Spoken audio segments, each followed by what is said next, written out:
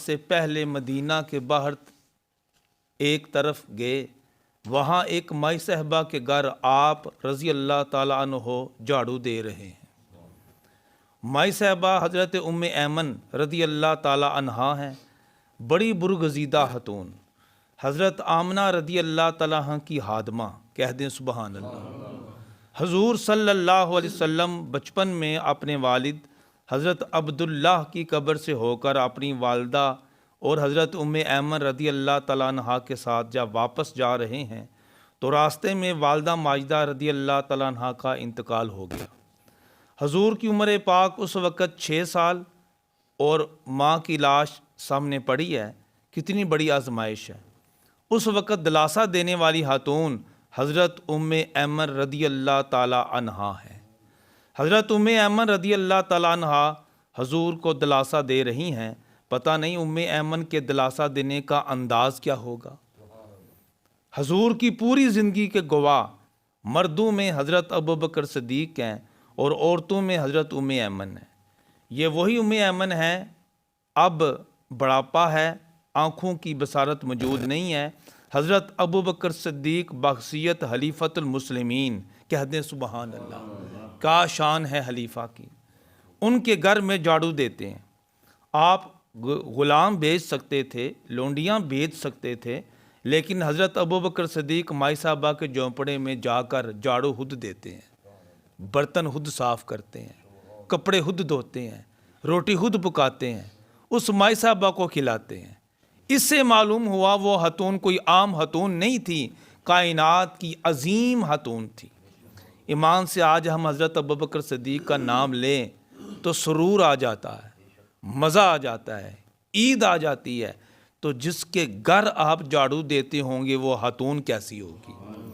حضرت ابوبکر صدیق آپ کے ذمے بڑے اہم فریضے تھے، لیکن سارے کاموں کے ہوتے ہوئے حضرت ابوبکر صدیق نے 2.25 سال کے عرصے میں مائی صاحبہ کی خدمت میں کوئی ناغہ نہیں کیا۔ اگر آپ بیمار ہیں تو بیماری کی حالت میں بھی آ رہے ہیں۔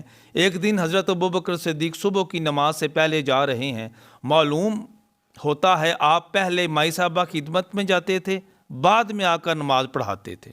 جب حضرت عمر نے آپ کو جاتے ہوئے دیکھا تو حضرت عمر حضرت ابوبکر صدیق کے پیچھے پیچھے گئے اور دیکھا ابوبکر صدیق مائی صاحبہ کے گھر جھاڑو دے رہے ہیں، مائی صاحبہ کے برتن دھو رہے ہیں، روٹی پکا کر کھلا رہے ہیں۔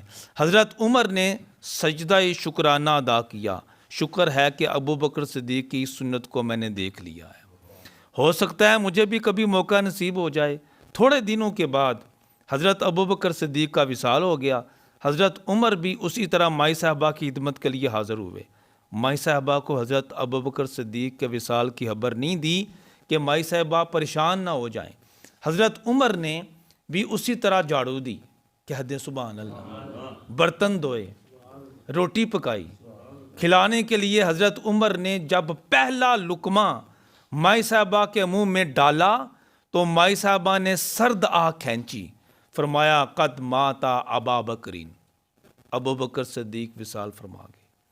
حضرت عمر کی آنکھوں میں آنسو آ گئے، آپ لرز گئے، تڑپ گئے، عرض کی اماں جی میں نے بڑی کوشش کی تھی آپ کو پتہ نہ چلے، حضرت ابوبکر صدیق کا وصال ہو گیا ہے، لیکن مجھے بتائیں آپ کو کیسا علم ہو گیا کہ حضرت ابوبکر صدیق رضی اللہ تعالیٰ عنہ فوت ہو گئے ہیں؟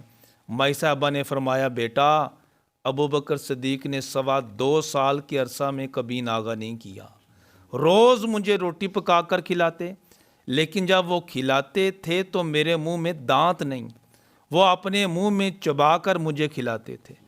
تم نے پہلا ہی لقمہ میرے منہ میں ڈالا ہے، مجھے پتہ لگ گیا حضرت ابوبکر صدیق فوت ہو گئے۔ برادران ملت، حضرت